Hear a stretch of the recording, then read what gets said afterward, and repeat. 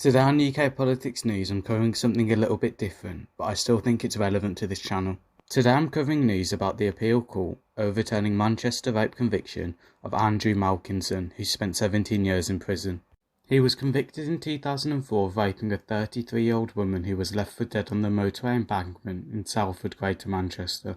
Enduring 2 decades of being labelled as a sex offender, Malkinson, aged 57, had his conviction quashed on Wednesday after a DNA breakthrough.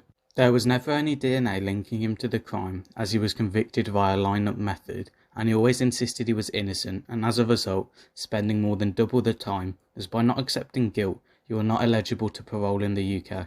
Reading a statement to journalists outside the Royal Courts of Justice, he kept saying, "I told X I was innocent, and they didn't believe me," as he described his journey from when he was convicted to the present day of release. Greater Manchester Police apologised to Malkinson after the judge's decision, saying he had been a victim of a grave miscarriage of justice, and gave a litany of other similar responses. Malkinson, unmoved by the apology, said that's not a real apology at all.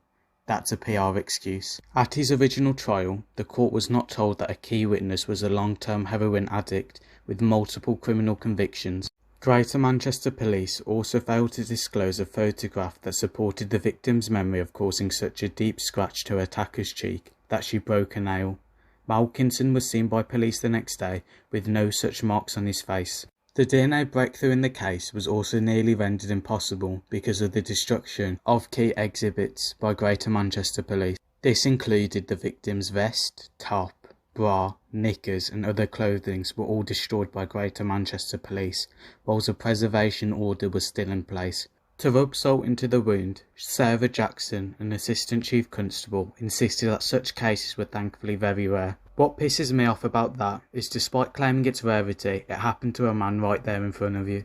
The Greater Manchester Police should be on their knees grovelling to this man whose life they've ruined due to complete incompetence, instead of, as Mr. Malkinson described, an apology without accountability. What is that? It's nothing, it means nothing. Please leave your opinions on this case down below.